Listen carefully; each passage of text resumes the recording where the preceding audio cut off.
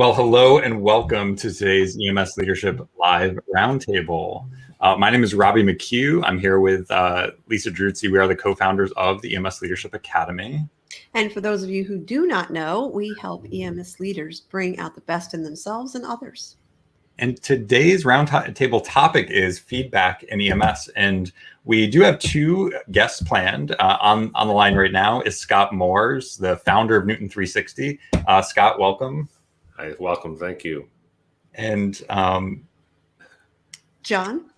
Yeah, we are supposed to have John Dadey, the CEO of Insightify, who he is traveling abroad and is running into some travel issues. So he said he's looking for a stable internet connection to join us. He had some unexpected things come up, but he may be joining us very shortly.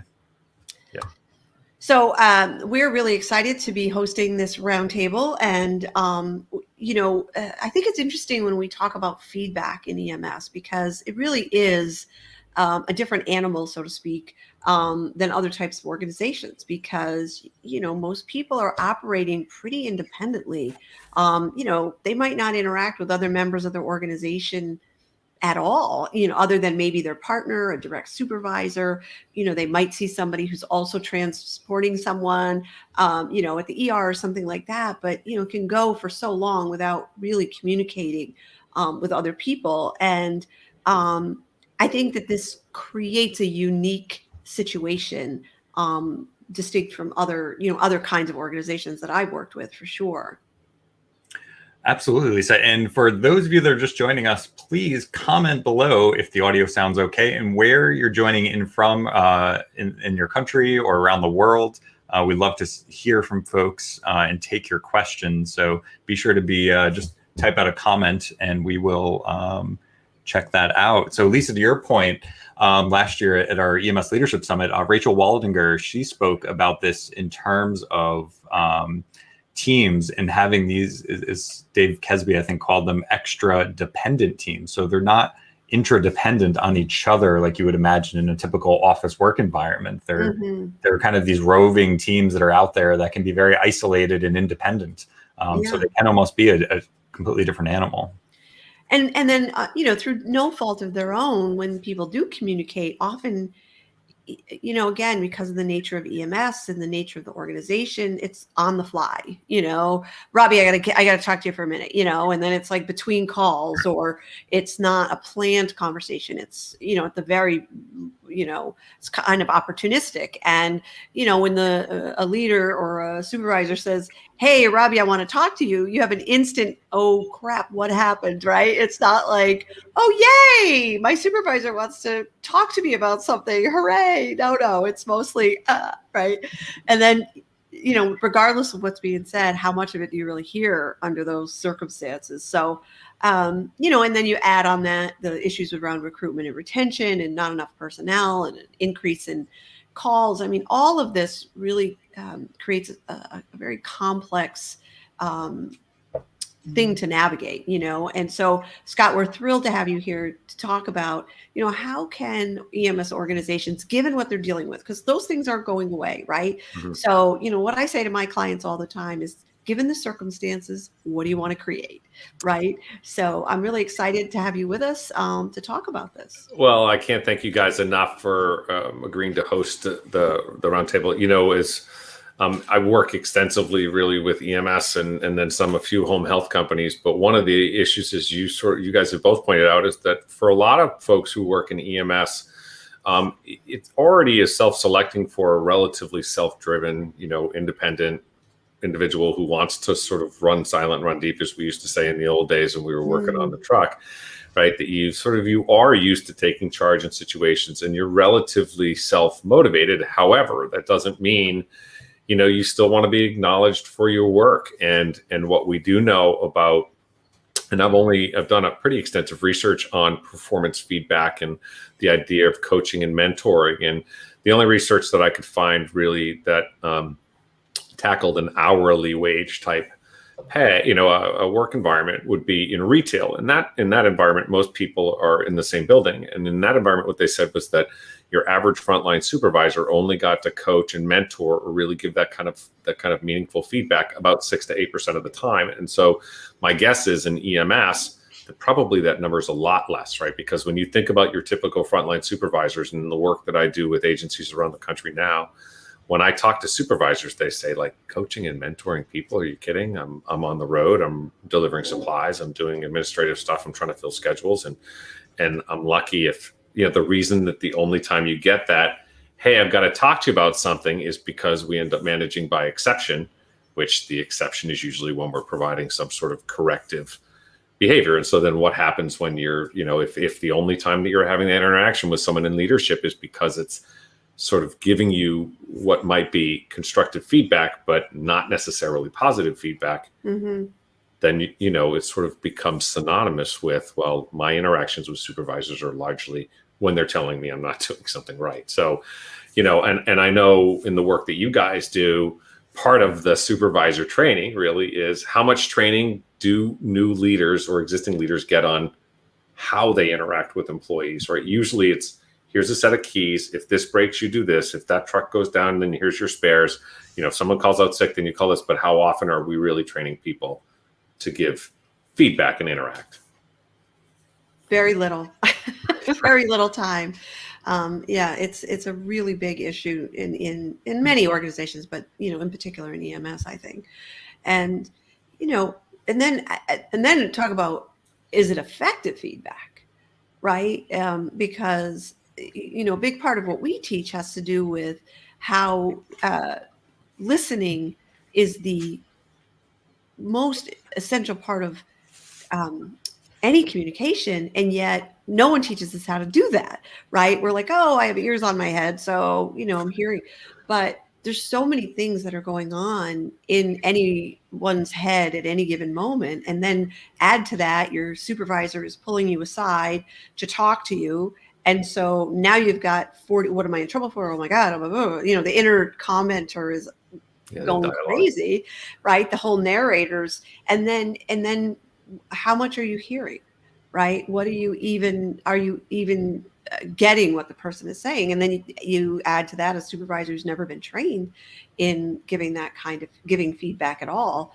In my experience, it's often lucky that anybody understands what the other person's even saying. Well, that's a really great point, because when you think about, I'm the parent of teenagers, and one of the things that I've learned are that my teenagers communicate differently than I do. And so it is not at all uncommon for them to text, or sometimes they're doing something at the same time that they're talking to me. And one of the things that I've seen, these have become a problem. There's some research that suggests if I come in and sit down with you and I put my phone on the table in between us, which, by the way, is putting something physically in between us, but that you're going to look at my phone once every 6 to 8 seconds, right?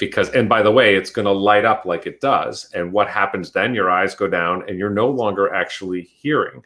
Same with those notifications that go off in your screen, right? So it's not just that internal dialogue when, hey, Lisa, I got to talk to you. You're like, in your head, you're like, it's kind of like in the old days when they'd say, your mother or your father would say, I'd like to see you when you get home. And you're like, you copped to something that they weren't even going to talk to you about, right? So, I think there's that dialogue. And then on top of it, with the supervisors who are already overwhelmed, right? If they're spending 94 to 90, anywhere from 92 to 94% of their time doing non-feedback related encounters, how much are they just got to get this message to Lisa, and then I've got to move on. Because I'm already on my next thing. And I had this happen to me once when I was the CEO of a service just north of Boston. I used to cut through the crew room, and I remember I would say, I thought I was being very, very, engaged. And I would every day I'd go through and go, hey, how's everybody doing? And one day someone said, because I'd cut through, and they'd go, well, if you're not going to stop to listen to the answer, why did you ask the question in the first place? And I was like, almost like I had locked up the brakes, stopped and sat down. And so I think that we do that, right? We'll say something like, how are you doing? And what we mean is hello. And so, but the message is, how you doing? And you keep rocking and rolling. So I think you're right. We don't tend to spend a fair amount of time training. And then how effective is that? Well, if we're talking about performance feedback, right? Annual reviews are certainly in disfavor. Right back in 2016, about 82% of businesses did an annual performance review, and today that number's dropped down to, or I'm sorry, even in 2019, that number's dropped to 54%, and that's largely because in the surveys that we've seen, that basically 58% of HR professionals, so those are people who believe in this stuff in the first place, right, believe that the annual performance review process is just not an effective it's an ineffective not only use of time, but I don't know about you guys in your years of professional working. Do you ever recall really getting an annual performance feedback where you were like, wow, they captured my essence, they captured how hard I work, and I feel motivated and driven to move on and keep going? So, I think that is a huge part of it, right? And how often did we train them to actually conduct an annual review? So I think there is this learning gap. And so, folks like yourself who are running programs on, look, I don't need to teach you UHU. That's pretty much scientific. I need to teach you the art of leadership rather than the science of leadership. Yeah. Exactly. Some people say, right, some would say they're soft skills, and we tend to refer to them. These are essential skills, right? These are the skills that are going to help your people. Give your leaders the tools for their toolbox to deal with more situations, and especially the more challenging situations. And Sky, you could probably speak to that as far as you can get into some very sticky situations when it comes to HR law and feedback. Because for those of you that are watching and don't know, Scott has a background as a human resources professional and an attorney specifically, and a background in EMS leadership, which is another reason why we brought him in. But for those of you that are just joining us, we are here with the Feedback Roundtable. Unfortunately, it sounds like John is stuck traveling abroad and unfortunately not to be able to join, but we have folks joining from around the world. So Eric from Oklahoma, great to see you. Anika, if I said that correctly, from the Netherlands. We have someone joining in here from Canada. Always great to see. He wasn't going to tackle the name, but I know, but I'm French. I'm French. I recognize that's William in French. Steve joining in from Western North Carolina. I love California. I was going to say, I saw someone in here from California, and California is from South Africa. Fantastic. Right. California, as an employment lawyer, I worked at the United States Department of Labor. I've been an EMS guy for over 30. Now we're approaching our 31st anniversary. But I've been an employment attorney for about 17 years now, and really exclusively work with EMS because, as an HR consultant, when you bring an HR person in from outside of EMS, they sometimes have a look a little bit like you might have had if you ended up on a really bad call on your first day of third riding. The old days where you used to sit on the orange jump box in between the walkthrough. I just think it's the tough part or the challenges that I see from a supervisor when you put someone into that role and you don't educate them about the difference or the change in their legal status when they become a leader, and their comments or the things that they could say that may have been okay, or certainly probably weren't okay, but now are legally, there's sort of a strict liability offense if your supervisor says something, whereas if it were an employee, it would still be inappropriate. But there is a difference that occurs when you make that jump from a field employee to a leader. And that's why, I often say to people, and there's a great story, Dan Batsey out of the state of Vermont and I were talking about leadership one day, and he's a former Marine. And I guess you're always a Marine when you're a Marine, but he was talking about a new sergeant that he had in his group. And the sergeant, he said, was a great guy, just really nice to us, took us all out for some beers. And he was sitting at the bar having a beer, talking to them. And they were like, you know what, you were great. What's your first name? And he said, Sergeant. And I was like, and he goes, and we all knew at that very moment that he was not our buddy, and that he was our leader, and that the relationship is in fact different. And so that's often the challenge that I see when people make that leap from sitting in the in the ambulance and providing care to being a leader, is that they don't realize that their relationship legally has changed and their obligations are very, very different. I agree with you 100%. And I also think you don't have to throw the baby out with the bathwater, as it were, right? Like,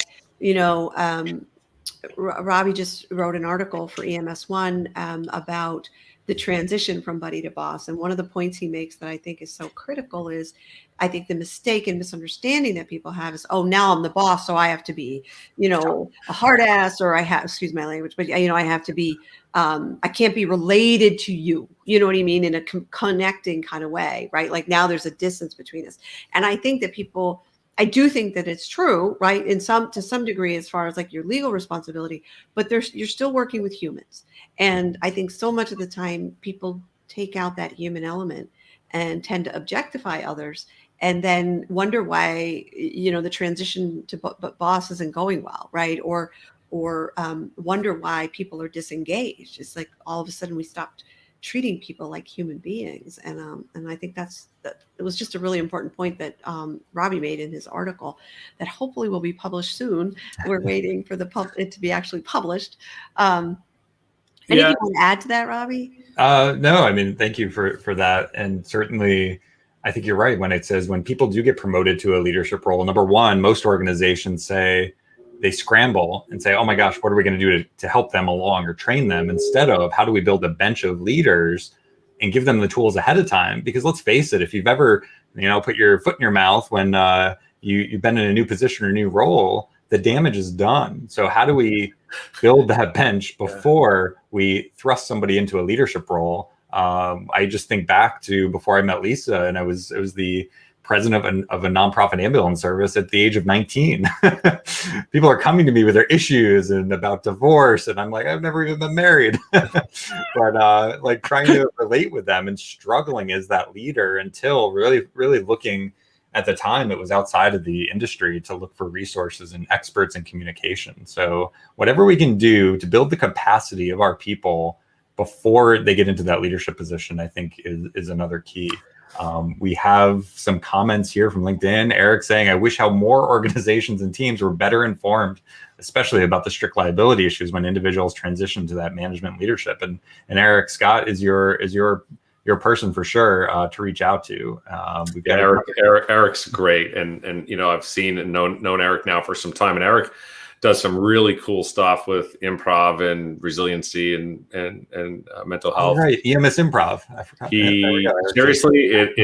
He was going to be a featured speaker last year at the AAA's annual conference. This year, he's going to be involved, and I'm looking forward to that because one, when you're a presenter, and I'm typically pretty shy in those sort of setups, and I don't know that I could get up on stage with Eric and do any of that, although I bet you he would make it work.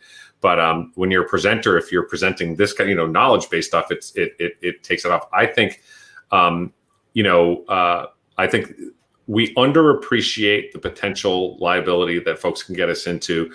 We also tend to approach leadership from a very casual manner, and I think when you're to your point about building that bench early, that to me, oftentimes folks don't. If you're a leader and you're in an organization, you need to find people within your organization who you're going to mentor, because that coaching and mentoring part can be some of the most rewarding stuff that you're going to do. And by the way, just like, when I was a kid working at a pizza joint, I was training the guy on my third day who was there on his first day, right? And the fact of the matter is that when you're in the career of medicine, you're committing to a lifelong learning. So the same thing goes with leadership, is if you are in a leadership capacity, you should be looking down to the folks who are working, on the field or who have or might have an interest, but you won't ever know that if you're not actually, doing leadership by walking around, engaging those folks, talking about,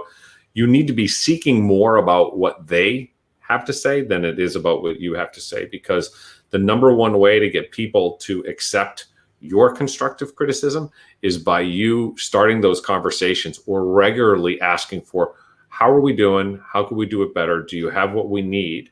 And when you look at the Gallup research, most of those questions are actually framed around, making sure that you're that resource for that person and making sure that you are, has somebody given you feedback regarding your performance, right? Do somebody that you work with, care about you? Have they asked you about what you'd like to, what the future of your organization? This comes down to oftentimes career laddering in EMS agencies. I often see that folks who ended up into senior roles sort of spotted the lane and took it themselves. We should be laying out in all organizations, we should be laying out what the path is to become the boss. And because don't expect that people know how to find that route. And by the way, you might actually give them the impression that you're an organization that plans to keep them around for some time. It's kind of like, when you interview and people go like, no, really, why did you pick us? And you're like, I shouldn't have, and so I think that comes back to, again, right, making sure that you're conducting education should be ongoing. It should be occurring every day. The only one other piece that I'd add is I think people who move into an endo supervisor or a leadership role have to take responsibility also for driving their own professional, professional development. So, and you bring, no, go ahead. Oh my God. The 2 points you brought up that I thought really important and were on my list of asking is, feedback is not a one-way, what's the word? Lane, Street. right? One-way street. Thank you.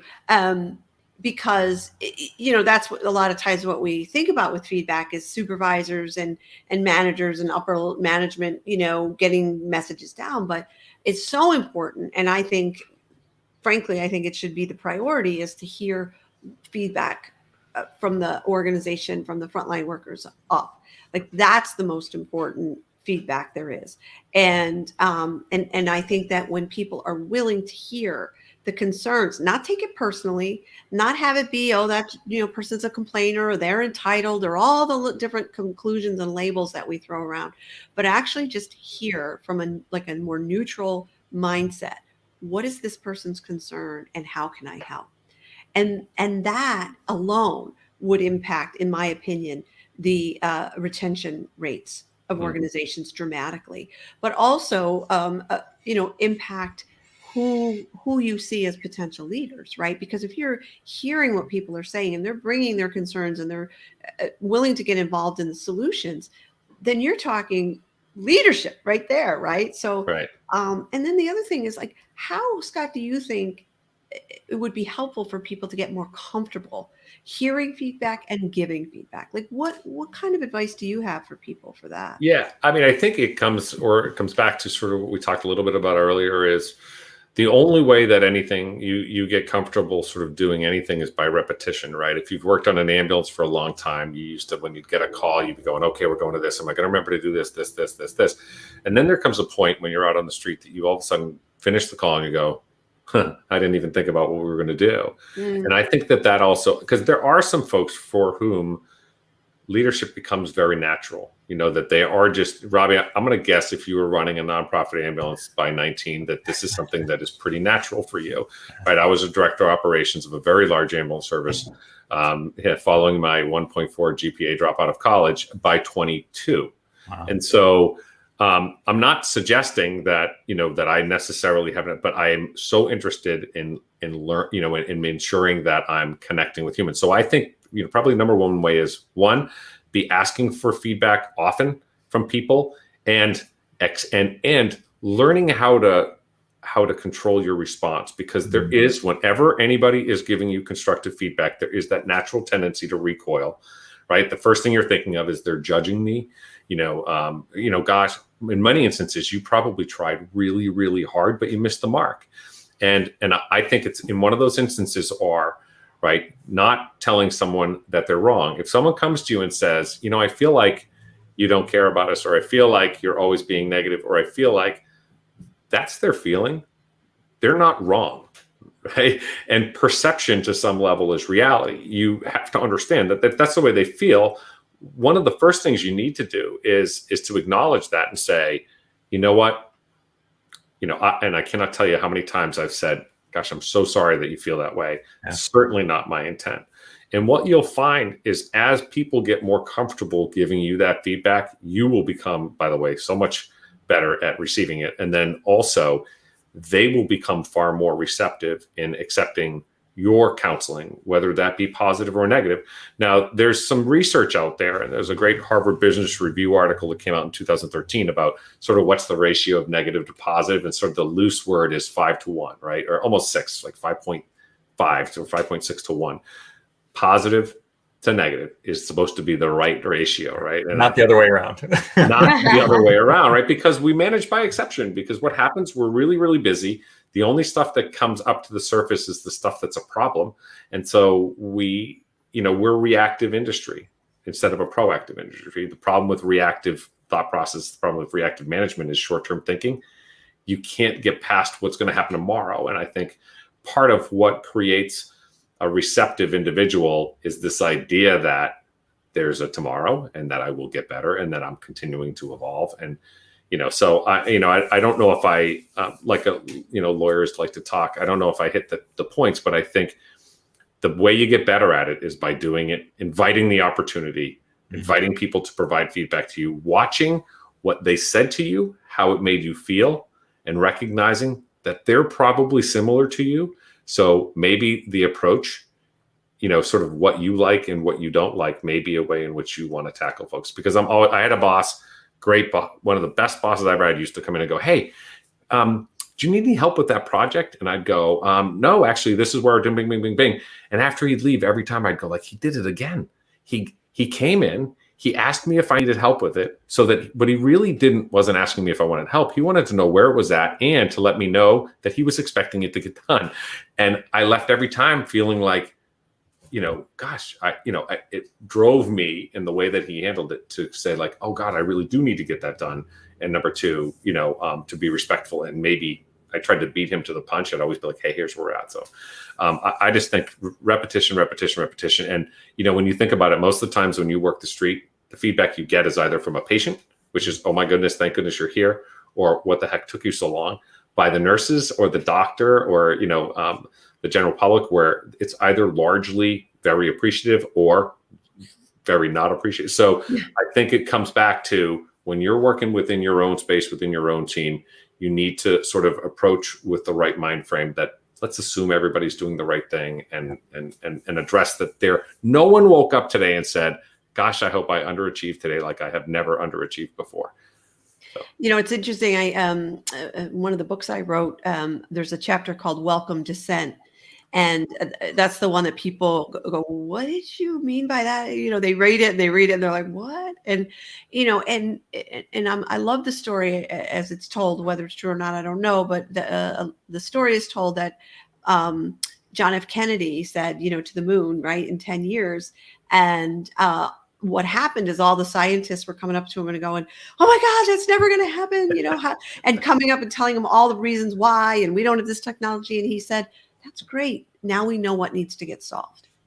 And so he didn't look at all that as barriers, again, as the legend goes. He looked at it as giving us what needs to get accomplished, what problems need to get solved, what gaps need to be filled in order to make it. And that, to me, was a lesson on leadership, because if we can hear what people are saying as, again, not personal, their perception, but it's a gap between what our intention is and what the result is.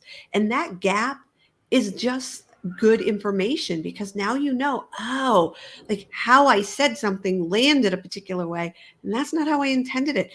If I take responsibility for my communication, then I can go, that's not on the listener. That's on the speaker. That's on me as a speaker to look for what's the gap between what I spoke and what was the result I wanted. And to me, that is an excellent way of getting your own feedback, right? It's if I'm saying, hey, Scott, please go do ABC, and you go do XYZ, I can blame you, or I can go, wait a minute. Yeah. How did I communicate that you got that, right? And I think that that's an important shift for leaders to take on, is that, everything's feedback, not just the communication, but like, the results you're getting, the actions people are taking, it's all feedback, right? And it's all to help you be better and enhance your capacity. And if you can see it that way, if you can really have that frame, I think it changes everything. Yeah, I agree. I think some of it's about going back to the mindset. And I saw Holly, John's colleague from Insightify, put in there that, it really does come back to, sometimes I'll meet leaders who act like the job happened to them, and I'll kind of look under the desk, like, have you been sentenced? Is there a chain around that desk? And what I'll say to them is if you think you have a retention problem, well, then you do, right? But if you can frame the problem in one of two ways, to your point, Lisa, is that, you say, look, ask John, JFK had an aspirational goal and said, now we know the problem we've got to solve, right? And he said, we've got to solve it. He didn't say, oh my God, we're never going to solve it. And I think that comes back to, when I sit, sometimes we'll do strategic planning with leadership teams, and I spent some time this morning with the leadership team where we were talking about, direction and leadership, right? There are a lot of people doing a lot of stuff, but who's framed what is critical for, critical for the organization's success, right? So there's sort of organizational success, and then tied into that is individual success, and trying to frame the individual success, in the framework of where we're trying to go as a company. And a lot of times in EMS, when I look at organizations and they're like, we have so many people we need to hire. And I go, well, why would anybody come work here? And they go, what? I go, well, why would they work here? And they go, well, we're really big. And I go, well, I mean, so is Walmart. Like, why would they work here? And they go, well, we do a lot of 911 work. And I'm like, well, probably not more than the fire department. I bet you they do more. And then, and they say, we have great equipment. And I'm like, well, the stretcher's red or the stretcher's yellow, really. Do you think you're putting people on stretchers different than others? And so when you're trying, part of that recruitment retention issue, if you're competing with the same talent, you have to deliver a different message. You have to deliver a different value proposition, or an employer value proposition, right? What is it that your organization offers? And your leaders, number one thing that impacts engagement in an organization, Gallup over 2 decades now of research has said, it's the relationship between the employee and that frontline supervisor. And when you look at most organizations, what is that frontline supervisor doing? Calls, right? And I go, I know calls are important, but is it smarter to have your person convincing 10 other people, 5 different ambulance crews to go do calls? Or is it better to get that one call done? That's that. I understand the realities of the situation, but at the end of the day, you need to take two. As a good friend of mine who worked at the Kansas City Speedway says, his boss used to say right before the race would start, remember, folks, sometimes you got to slow down to go faster. So almost always. Yeah. Almost always. So if you're just joining us, we are on a roundtable discussion here live with Scott Moore of Newton 360, background in EMS as an EMS leader and as an attorney with expertise in human resources law. Robbie McHugh and Lisa Drutz here with the EMS Leadership Academy. We've had some great comments talking about feedback, and even Eric Chase commenting here, it takes an entire community, right? We don't know what we don't know, which Lisa and I, that's one of our favorite quotes there, especially when it comes to receiving feedback. How can we help uncover, some people call them blind spots that we all have, right? All we've been talking about here today focuses, I think, really well around, look, this is about progress, not perfection. How do you build the capacity of your team? How do you build a bench of leaders for the future sustainability of your organization? Scott's mentioned things too that really tie in with the research and emotional intelligence work, right? It's about emotional self-control. It's about building relationships with others, not just the doing of what needs to be done. Unfortunately, a lot of organizations, people get promoted because, they were a really good provider or a paramedic. Now is the time that we need to give them the tools in their tool belt, right, to help build more leadership capacity, communication skills. And today, again, we're taking your questions about feedback. I think some things that the hair goes up on the back of people's necks, Scott, when they hear the word feedback, as you said earlier. Just how do you think we overcome that and get people more comfortable with feedback? Well, so I think there are, a couple of issues. One, if you're a supervisor, think about it as you put, right, you're working on a truck, and the skills that make you successful as a care provider are not necessarily the skills that make you successful as a frontline leader. And so if you think about leadership as a couple of different subcategories, and one is being a representative of the organization, one is being someone who maybe can conduct scene control at a large scale event, or you think about them as someone who's your sort of the major touch point or synapse between your frontline leader and the executive function in that organization. And so, getting them more comfortable, one is, how do you get people more comfortable with doing CPR? How do you get them more comfortable with handling a 12 lead?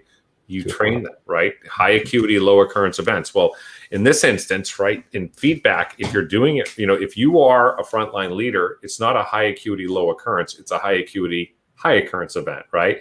And so I think if it's something that you know that they have to do every single day, they're going to do it virtually at every turn in their day. You need to prepare them for it. So how do you prepare them? Some of that is in those, quote, soft skills, which I love the way you put that, right? They're not soft skills. This is really the number one thing that they have to develop. And not everybody's natural at it, but people can be taught how to do it. But then the next thing is getting them information, right? Because as we've talked about before, if I walk up and say, Robbie, I just bumped into Joe, and you go, oh gosh, did you hear about Joe? And I go, what do you mean? And you're like, oh, Joe, his mother just passed away, right? And I never knew that Joe, when I encountered Joe and I said I just saw him, and I never looked at Joe and said, geez, Joe, I'm so sorry that happened. I'm just so sorry that you had that loss, or I noticed you were out sick, or, hey, you had a work anniversary, right? When you leave that encounter, right? And you can't expect frontline leaders to necessarily go before they head out. Okay, I've got 50 people out on the street today.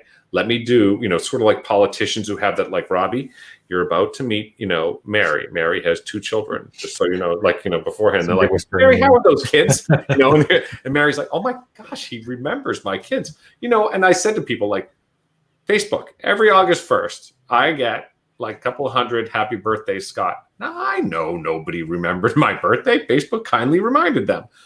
I still felt like I got a big, warm virtual hug from a whole bunch of people on Facebook, right? And on top of it, I also make connections with those people and remember how I met them. Example, Eric Chase is a great one, right? So what I'll say is, I think it's about making sure your folks know where to find that performance-related information, right? Giving them the time to do a little bit of background work and the tools. So, hey, where do I know? Like when we did Stars of Life for the AAA, there's a guy, Victor, who had been with this organization for about 20 years. And I said, Victor, do you know that you've responded to and transported over 10,000 people? And he literally blown away. I said, that's 10,000 people's lives you've touched and changed in some way. And I actually just did it because I was just curious. He still talks about that today. He's like, I can't believe I did, and now it's way more. That piece of information allowed me to provide a landmark for him and a context and a connection to not only me, but the organization and remind him of the importance of the work that we do. This is information that's captured in almost every one of my systems, right? I mean, every one of our systems, we know out of our dispatch system how many calls people go to. We know how often they were on time or late or got out late. I mean, imagine now if I go to bump into Robbie and I go, Robbie, hey, man, I noticed that you got out late 3 times last week. I'm so sorry. This job sometimes is just not good for that kind of thing. I appreciate you taking a hit for the team. Think about the difference that makes in the day-to-day interaction with your frontline staff, as opposed to, hey, Robbie, I noticed you were late to work today. In your head, you're going, I got out late 3 times last week. I want to kick your butt. You know what I mean? And so that it's death by 1,000 cuts, right? That's what causes that. So I think it's about, providing them with enough time to be able to do some of that, because it is, right? The art form takes a little longer. And then showing them where they can find the information. And then hopefully also showing that you don't need to have a ton of information about people. You need just enough information about people that you can make a deeper connection with them. Remembering it's someone's birthday, that's the kind of thing that if you can tell your supervisors, plug into your, calendars, company calendar, somebody's birthday, calendar text. Yeah. They'll never forget you. And they will, and even though they know probably, they're always like, thanks for remembering. I'm like, I didn't actually, the calendar did. But what they're really thinking is, thank you for thinking of me and thinking enough of me that you sent me a message. Yeah. And I think that matters. So Scott, these are great points. And Lisa, I just wanted to chime in again. We're on a feedback roundtable here, a live event where we're taking your questions. And I just wanted to point some people towards some resources, because we have been talking the last half hour really about these challenges that organizations have and some real tools that they can implement. We've mentioned about listening, right? One of the most important gifts you can give to somebody is your listening.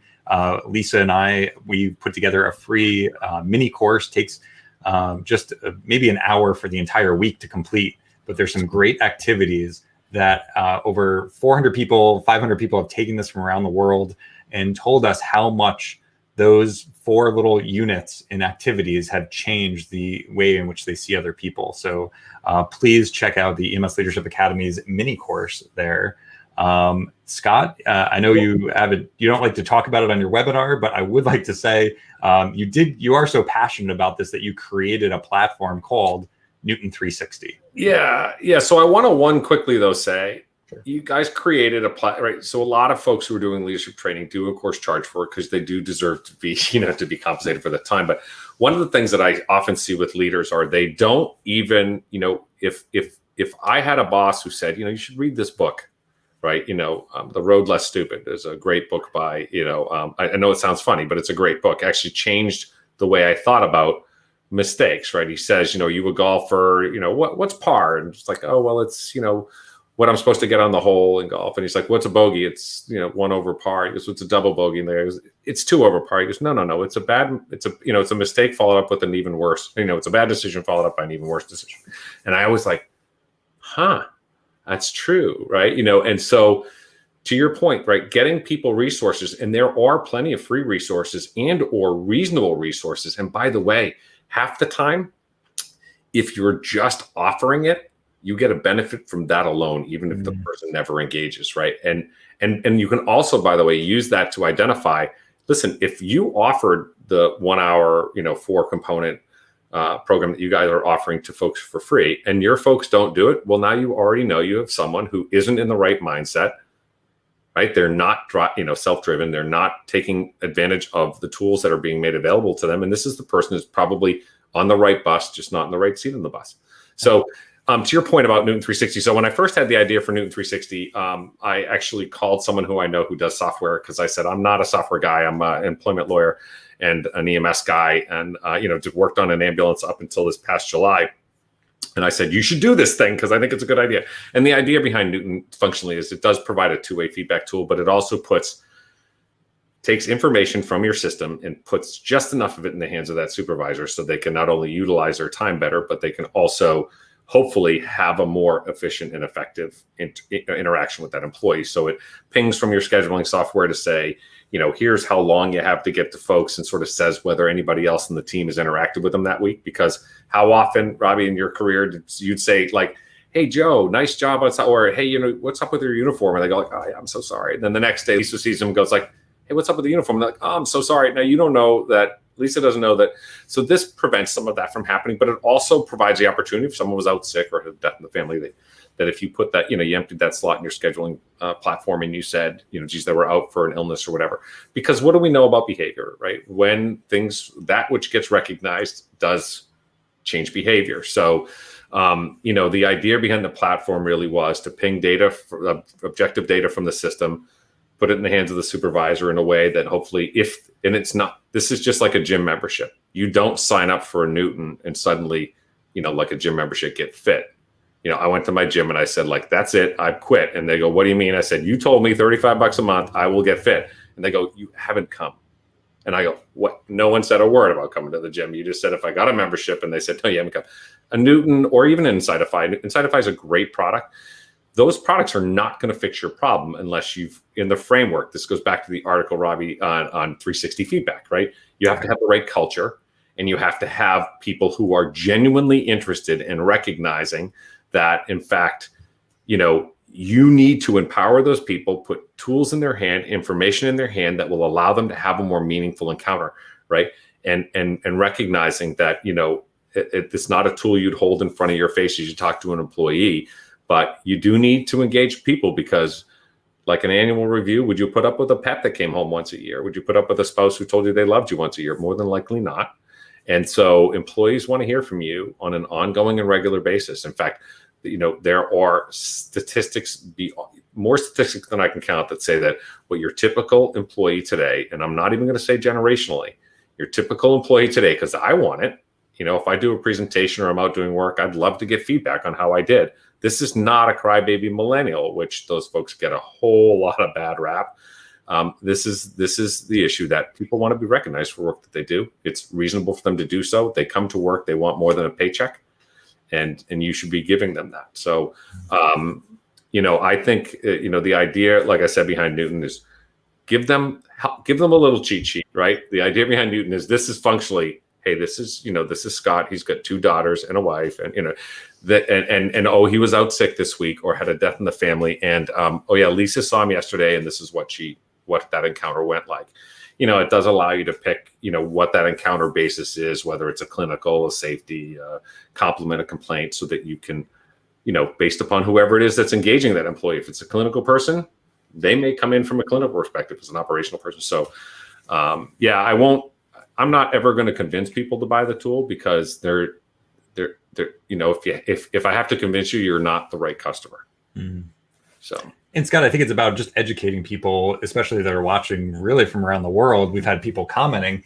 I think a tool like this is so interesting because my background is in IT as well. And I've seen all these silos. This data gets all siloed. People get siloed, and they love living in their little silos. And it's all about how can we converge these systems for people so it becomes more seamless in a single source of information, which is, again, what I really love about the different concepts of Newton 360.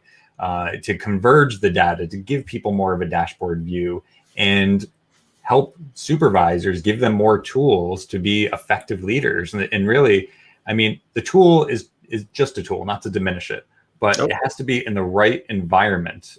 Lisa and I often say, like, a farmer doesn't grow crops, right? A farmer creates an environment in which crops can grow. And one thing on Newton is it is a mobile device, but there also is a desktop device that allows the folks to be able to get a look at their organization and go, how are we doing at getting to people? Are we providing them with some meaningful feedback? But more importantly, what kind of feedback are we getting? Because if we're great at getting out there and giving people some feedback, but they're not even responding to us, well, you've got a different issue, right? And it does allow you to do things like, how are we doing at getting to people who've been here less than 6 months, right? Because what we know is turnover in EMS is between 27 and 30% in general, but in the first year, it's as high as 70%. And so, and that's where a lot of your money is invested in those first 6-7 months. So don't you want to know that you're engaging those folks? Some people are using Newton for field preception because they say, geez, we'll let the field preceptor fill out something just rapidly quick. It's intended to be quick. And it's really based off of a Deloitte study that was done where there was a Harvard Business Review article back in 2015 that said that essentially they were wasting $5.5 billion a year because they were focused so much on the objective data. And what we know is there's an idiosyncratic rater effect, right? So, Robbie, Lisa, and I are all going to take a look at one objective piece of data and interpret it differently.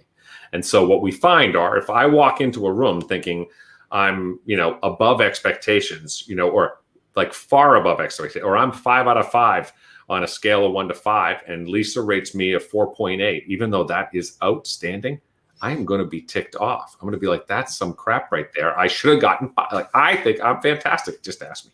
And so, I think it really comes back to this idea that as a leader, we need to be, if you asked your average frontline leader right now, how often are your supervisors engaging your employees? They're not probably going to know. Number 2, the other thing that happened with one of our first customers, this was a blowaway mind moment for them. They said, hey, I said, I noticed usage is kind of low. And they go, well, folks said that they're kind of tired of answering the same questions on the same people. I go, well, you can change the questions. There are multiple types of questions. Those questions can rotate. You can weight the questions. But given that your supervisors are only encountering 0.1% of your entire staff, I think what we figured out is the problem, right? They're engaging 6 people on an ongoing basis every day. And the problem is they don't manage 6, they manage 300. And so you're confirming what I know is true, which is they're creatures of habit. They see who they want to see, right? Because what are the 80-20 principle? 15% of that 20%, 80 or whatever, the 15 of that 20 are people who are a problem. 5% of the ones who are awesome and want to tell you every 4.5 seconds, this is the other wonderful thing I did today.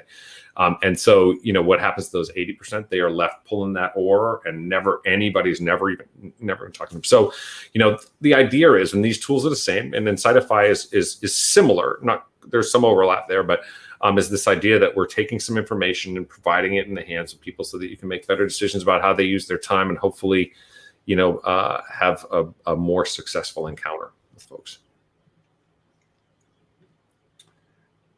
Absolutely. We have some comments too from folks. Rick Rubenthal was from Canada here, chiming in about always found that creating a relationship with staff is important to making feedback part of the conversation rather than, just a conflict. So I think his question is, how important is emotional intelligence to feedback? And one of my professors who almost wrote the book with Dan Goldman on emotional intelligence. That's right. Really, it's emotional intelligence is something that can be developed. It's not preset. It's not based on someone's IQ, right?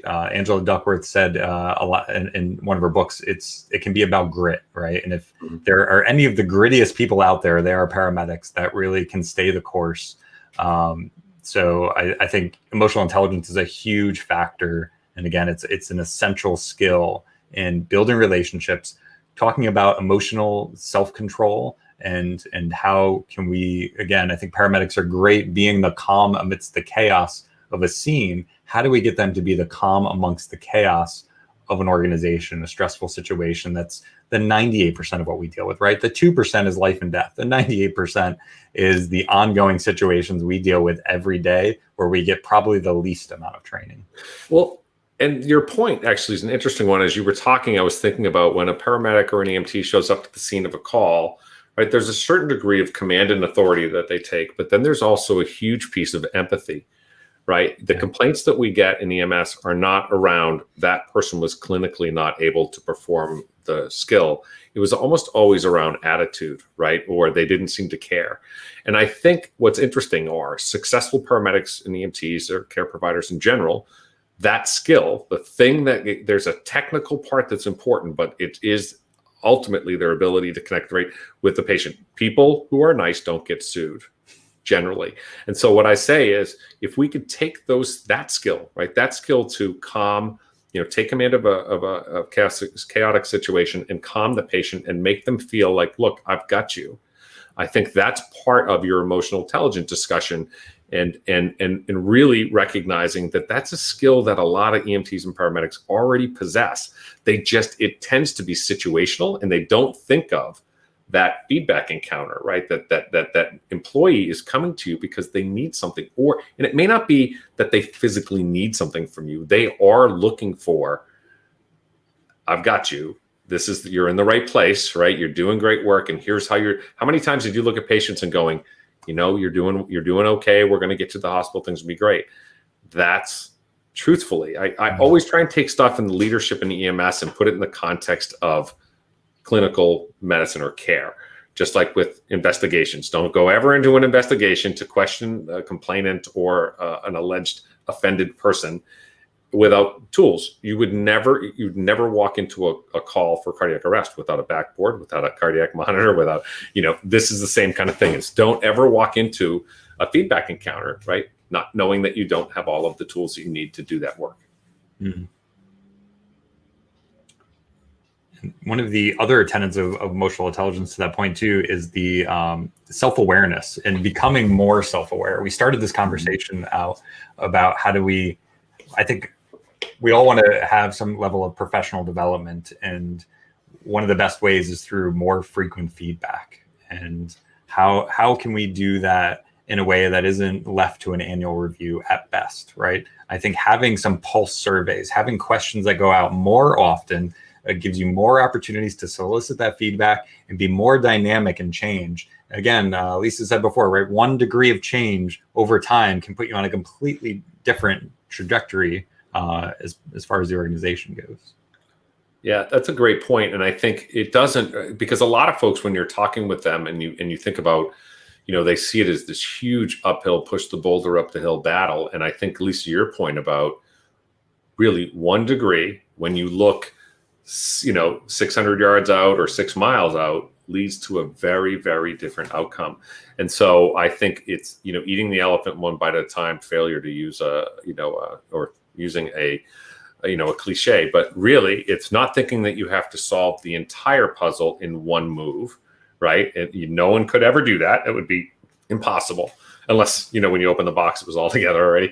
But, the reality is recognizing that it is a journey as you go through, and fix what you can as you move along. And then, hopefully also, if you are a supervisor and you don't have access to pulse surveys, or you don't have access to something like Newton 360 or Insightify, one of the things that I would suggest is, do yourself a favor and pick out, when you come into work, take a look at whoever's working that day and pick out 6 or 7 or 10 people and find out something about those people. Maybe it's how many calls they did yesterday, or how many calls they've ever done, or in the last year, or when's their work anniversary, or when's their birthday, and seek those folks out with the intent, by the way, of not necessarily writing, giving them some bad news. Seek them out just to ask them how they're doing. One of the things that I think that EMS would benefit greatly from, and I don't mean this in the sense of comparing it to high school, but I mean in the sense of finding almost like a guidance counselor, right? Someone who says, look, what are you looking to do long term? Because I hear a lot of people complain about EMS being the feeder service for fire departments or police, or my wife is a physician who was an EMT. And what I say is I would use that as a feather in our cap, right? Looking and going, we're going to put you in a position that you are competitive, more competitive than anybody else who applies for that fire department job, or for medicine. When my wife got to her clinical rotations, she said, none of my colleagues, none of my classmates had ever laid a hand on a patient. She's like, they were all sweating, super smart people. But she's like, it was so natural for me that they were blown away at the fact that it was comfortable. And so I think, again, right, coming back to what can you do to put just enough information in those hands? And that can be done without a tool. It can be. You just have to decide, pick 10 people today that I'm going to connect with in a meaningful way. And then what you're going to find is in 2 months, you're picking 15 or you're picking 20. And treat that the same way. I had this happen when I was working on my own consulting business. Someone said, why do you treat other people, your clients' time, as more important than your own time? And I said, what? And so I say to people, why do you treat delivering supplies more important than you do in connecting with the humans who work in that business? Why do you treat, possibly, running out and trying to get to a large scale event that you may or may not really do anything, right? Are you more effective in going, connecting with a few people, sitting at that ED and waiting for a few people to come in and talking to them? That's the kind of thing where you're asking the question, to Lisa's point, but you're actually listening to the answer. And then you're again, this is done in comedy all the time, right? Referencing back to a thing from earlier. So take notes, write it down. And if you have to do it in your own phone, you can do that. And that way, when I come back to see Lisa, I can go back to an earlier discussion. I can go, she told me about, she likes, Frisbee golf, or she, whatever it is, mountain climbing. And you could say, hey, hey, I know that you play the guitar or whatever, how's that going or whatever. And that's the kind of thing where you will find that kind of stuff pays dividends in the long term. And Scott, people will be so committed to you and the organization. But I'm sorry. Go ahead. No, this is all great information. I think you hit on a very good recruitment and retention topic around like really what's in it for them. You don't ever want people in your organization, just doing you a favor as being part of the organization. You want to really be able to articulate the benefit that your organization has in helping them with their goals. Again, we've said it so many times before, is what's in it for them.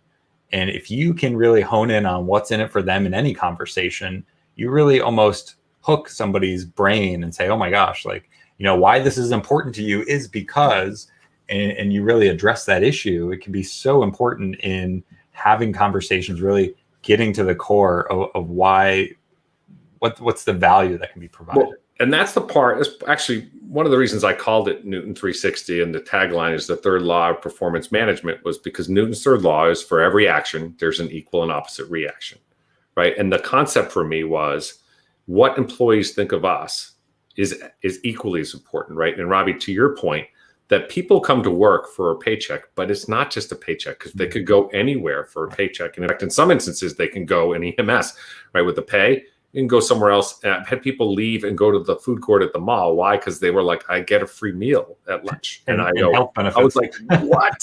So and a discount at the mall, right? So I say, you need to be thinking about the employee value proposition, right? What is in it? What are you offering them? Because by the way, your competition is also likely offering pay, benefits, paid time off. And by the way, they're doing ambulance calls, right? But not significantly differently than you are. It's not like in the early 80s or 90s when, you were just happy that you had an oxygen tank, right?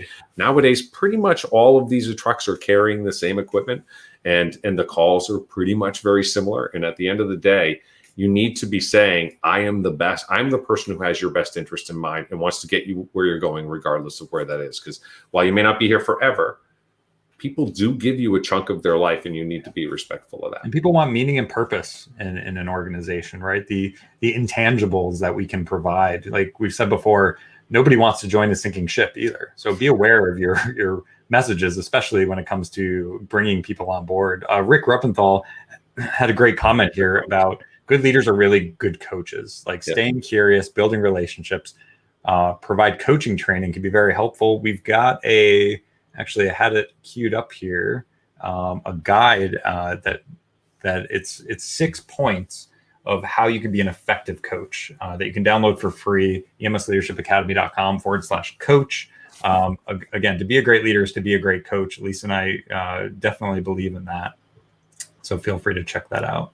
Yeah, when you think about, coaching, right, in sports, what is it that the coach usually exudes? Very, these days you do not. Both my kids play sports, and often it's funny. I have a friend who said, like, if you can teach people to love the game and respect you as a coach, they will win. Period. Right? If they just love the game, they're not necessarily going to win, right? Because they have to love the game, love their coach, and like their teammates. Otherwise, they're not going to win. And I think in this instance, again, when I first started in EMS, and my first day, September 20th, 1990, I took $1 an hour pay cut from a grocery store. And I think about that now, and I probably would have taken $2 an hour cut, because the group that I went to, in fact, my first day of orientation, my sister, we went by a restaurant. She's like, to have lunch, and she says, "What are you doing here?" I was with two of my two fellow orientees, and I said, "Oh, I got hired at such and such," and she goes, "What? They only hire good-looking people." I go, "Well, what the heck does that mean?" I'm like, but the perception that she had was that this team was like shining, ping, when they smiled, they had that little like gum, gums.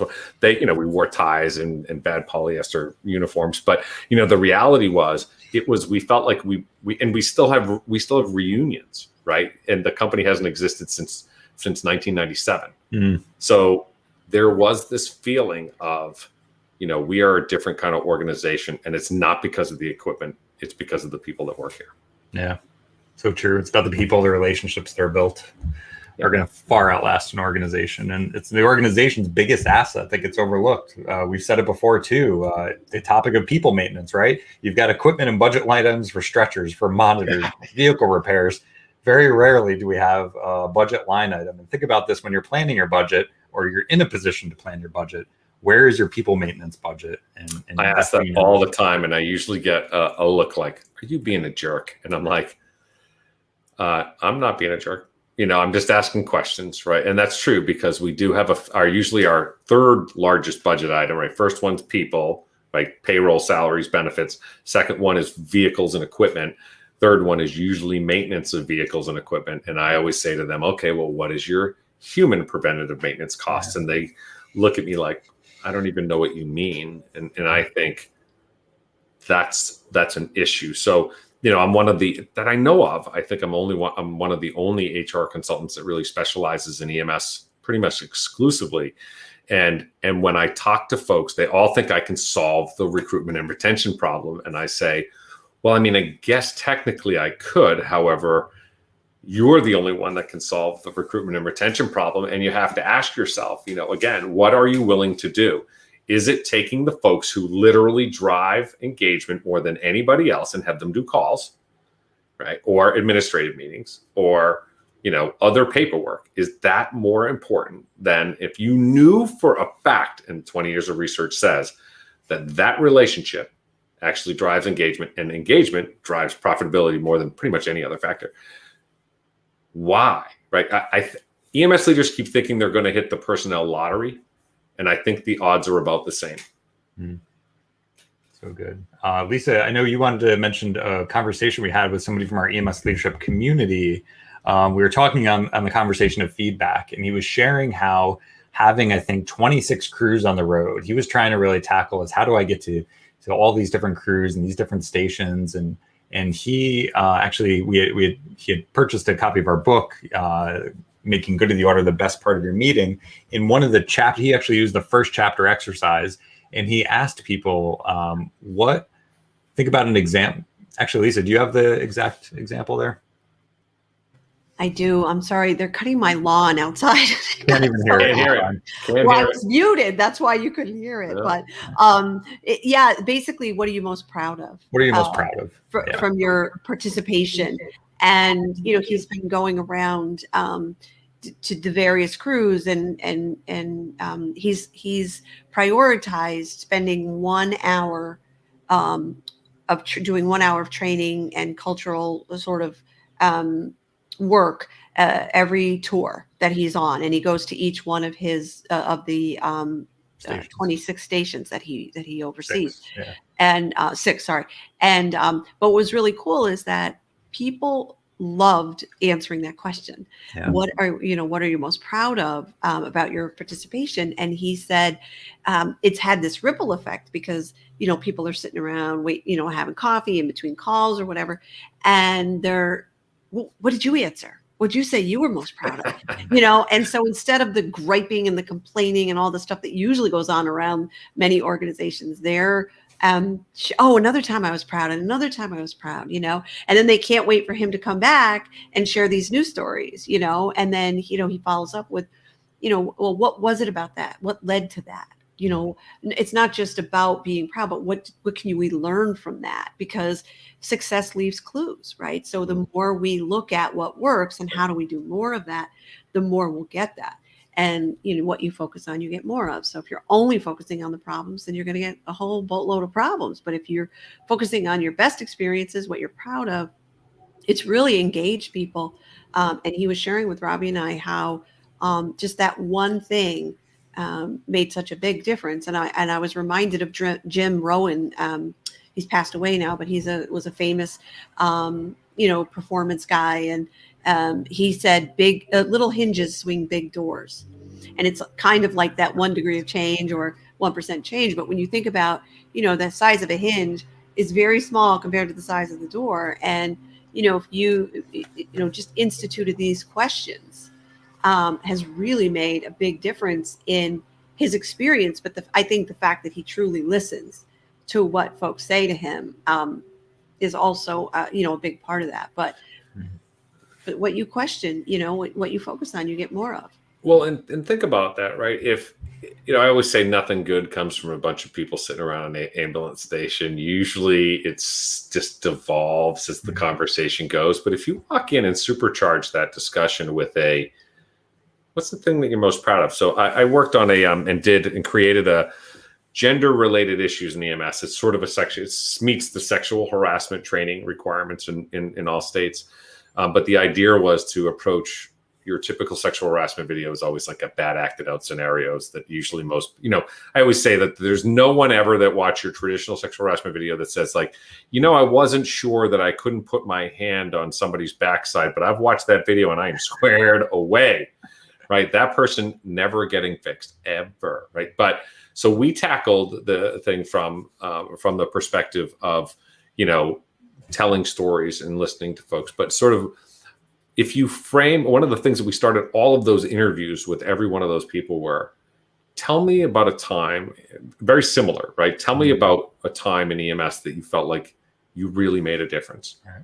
Tell me about a time that you felt like you, truly helped someone. And I had a friend who was a longtime coworker back in the first service I worked for who got diagnosed with abdominal cancer. And I reached out to that person and I said, you've brought into this world, I think you had told me like 9 different babies, right? You were the first person they laid eyes on. You held the hands of God knows how many people, during their time of need and or ushered someone out of this world. I said, you've done so much, right? And experienced so much that you should feel blessed by more than likely one of those people that you delivered may cure what's going on with you. And she was like, I never really thought about it. And so I think it's about reframing, right? Reframing the way in which, because I think if we walk in the door, by the way, if all of our interactions are negative, then by the way, they're going to anticipate it. But imagine or look at the surprise on their face when you say, tell me about what you're most proud of that you've accomplished here, or in EMS in general, right? Because it's okay. And then remember that, right? And either champion that, right? Also create a place where you could have a board, and you have to be, of course, cautious because there is always the counterculture, but, a board where you have once a month you're focusing on, or you're highlighting someone in social media post or whatever that says, look, here's what Lisa is most proud of in her career. Mm-hmm. And then that will, by the way, it changes the dialogue. It really does. And that starts a trajectory again, that becomes good stuff is far more contagious than bad stuff. So I think it's a great way to put it. And I wrote down little hinges swing big doors. That's a great. That's Jim Rohn, ROHN. Yeah, I love it. Yeah, he's written quite a few books. I think the other thing you're pointing to, and I know we're getting close on time here, but Peter Drucker is famously known for saying, culture eats strategy for breakfast. Yeah. And and the thing that I would not want people to walk away with is, putting a board of what people are proud of, or award, or recognize, like these kinds of strategies without having a shift in your culture. And a shift in culture doesn't mean you have to have a full-scale cultural change initiative, but it does require that you create an environment in which people feel safe, which people feel valued, people feel cared for. And inside that environment, then yes, putting a board up works, right? Or, but if it just looks like the flavor of the month, now we're going to focus on that, then it doesn't. So I think it's really important for people to understand this concept of feedback is part of creating culture change. It's not independent of that. It's really all, because what we talk about, what we think about within an organization is really expressed in the culture, right? I mean, culture isn't really a thing. It's sort of the environment, right? And it's one of those nebulas, like, what's our culture? I don't know, well, listen, you'll hear what your culture is, right? You don't have to guess. So anyway, I know I just said a whole bunch of stuff there, but I want people to be left with that giving and getting feedback is really part of the bigger picture of you're creating a culture that really supports and empowers people. Well, you made a point that I think is interesting, and I immediately thought of a scratch ticket, right? And as you walk into a new organization, there's this like endless opportunity as a new person, right? Because they've no doubt, right? It's kind of like first date, right? Everybody looks great on their first date, and so, but as you get into the organization, if they scratch off some of those little gray things, or if you use the analogy of cutting through, it has to go below the surface, because that's the kind of thing that people will feel like you sold them a bill of goods, right? That you are a snake oil salesman. And in fact, by the way, in most instances, when I've worked in organizations where they say that they have a morale problem, the source of the morale problem is usually in the leadership team. And so I think, to your point, that you're right. You can't just put a board up. Employee engagement's not a slogan, and it is. It has to be ubiquitous, and it has to be something that everybody's speaking from the same script, in the sense of you have to genuinely approach things in a way. And I work with CAS. I'm on the panel of commissioners now, but one of the things I always say is every decision you make in an organization, you have to, when you're dealing with CAS, think about how does this impact our CAS team. And what I say to leaders are, every choice or decision you make in your organization, you need to think about how this is going to be perceived by your how it's going to impact and be perceived by your frontline supervisors, because they are the speaker for the rest of the team, and then your frontline staff. Because if that isn't the driver of what occurs, then guess what? You are going to have a very top-down organization, which, this is not General Electric, where we just fire the bottom 10% every single year.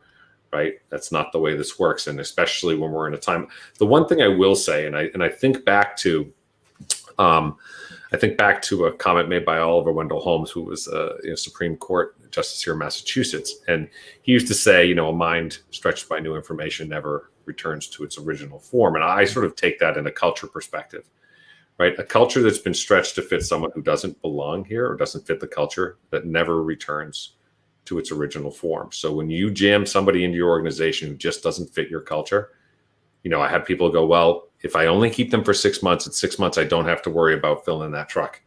I go, careful, right? You will do damage, because I think there's a lot of memes out there that say like the way to kill a good employee is to have them watch you tolerate a bad one. So yeah.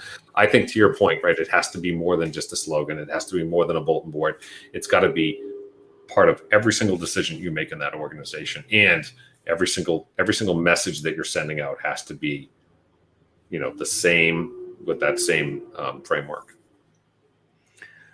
I think these are all great comments we're receiving. So thank you everyone for joining in, really from, I think I've counted over 5 or 6 different countries, just tuning into this common question when it comes to feedback. And I want to leave some people with some resources. So if you don't already know, Lisa and I are the hosts of the annual EMS Leadership Summit. You can visit that at emsleadershipsummit.com and get free access to our over 30 speakers we had this past year from 8 different countries. Scott, you were one of our speakers, and we so appreciate you giving your talk on emotional intelligence, and as well as your background on human resources for really what people are dealing with in the pandemic. But we had 3,300 folks from 28 different countries attend that conference. If you go to that website, we are still launching it as an encore event. And this fall, we're going to be inviting a whole new group and some returning folks to the next EMS Leadership Summit. So we are super excited about that. Yeah, and I'll say it's a great event. I mean, I remember when you guys started a couple of years ago, it was like an online conference. Who would do that, right? Who knew, right? Visionaries. Right. Visionaries, truthfully. And I don't thank you blow smoke there. It was a great event. I attended, not just my sessions, obviously, but I attended all of them, and it was eye-opening, and it was nice. Yeah. You can tend to get myopic when you work in one circle, and there are a bunch of different groups out there. And I think you do need to, this was an event that was easily accessed, no travel costs, great content from a lot of speakers from around, not just the United States, but everywhere. And I think I can't, I will be there again this year for sure, watching, and recommending it. I've already recommended it yesterday to a group. So I appreciated the invite last year, and I appreciate the work, because I know it can't be easy. We so appreciate that. We love it. And thank you. And we're excited that you're, spoiler alert, he's returning. I wasn't going to guess, because returning speaker. Here's what I'll tell you. Yeah, the committee went for it. Well, I say, look, I'm just happy to get the chance to present. I also appreciate that folks took the time out of the day today, because, I know there's a lot that called for your time. And folks who were here, right, while we appreciate it, many of you are probably not the folks who need to be here. And so what I say is, an event like this is something you could put out to your entire staff. And by the way, it's a good indicator based upon who attended. And if you were to follow up a discussion with that group about, hey, what did you take away from that, right? So going back to Lisa's comment about what's the best thing you ever did, what was the takeaway that you got from that event? That's a way to identify in your team who's taking responsibility for their own professional development. You basically plowed the field and set the conditions for the thing to grow. And in an event like this, I hear a lot of people say that it's expensive. It's not expensive. Education is virtually free these days, right? There's all on the internet. So, so I appreciate you guys, like I said, creating the circumstance in which leaders can grow. And Scott, thanks you were really the driving force behind this conversation on feedback. Your passion shows through. Folks, if you want to get a demo of the Newton 360 platform, I highly recommend going to newton360.com. And really, like we said earlier, bringing together the different systems is just a beautiful thing, and giving your supervisors the tools they need in order to build relationships, give them the information they need on a daily basis. You can also visit, John wasn't able to join us today because he's traveling abroad and ran into some travel issues, but John has put together a platform called Insightify. You can get information there as well. Yeah, and I'll tell you, I've looked at Insightify, and I know we're competitors. I don't get worse because I say nice things about them. What I will say is we approached this concept from 2 different ends of the spectrum. And, I don't know John well, or, I know Holly's on today. there are some really nice features in that platform. And so, I do say that certainly from my perspective, and Lisa and Robbie, we talked about this before we began, just, in other words, you don't need either one of our tools. Certainly you can do this. Hopefully our tools make it easier, but do something, right? Don't think you're going to hit the lottery, because it's highly unlikely, right? The best predictor of future behavior is past behavior. So I appreciate you guys taking the time, willingness to host the event, and for all the work that I know you do. And I know it is greatly appreciated, because I've been hearing from lots of folks around the country about the event. So I appreciate it. Thank you, Scott. Your passion and knowledge about this is just so amazing, and your willingness to share it. And again, thank you for inviting us to be a part of this conversation. Anything for you, Robbie, before we sign off? Thank you, everyone, for joining us. Yeah, thank you.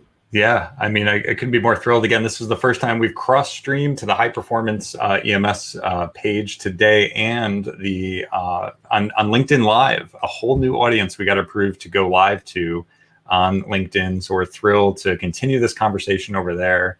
I want to thank everyone for just being open-minded, for the leadership that you provide to your organizations, and really the change that you are, the space that you hold for the people in your organization, for the space for them to grow, the space for them to, blow off steam when they need to, and just be a sounding board for your people.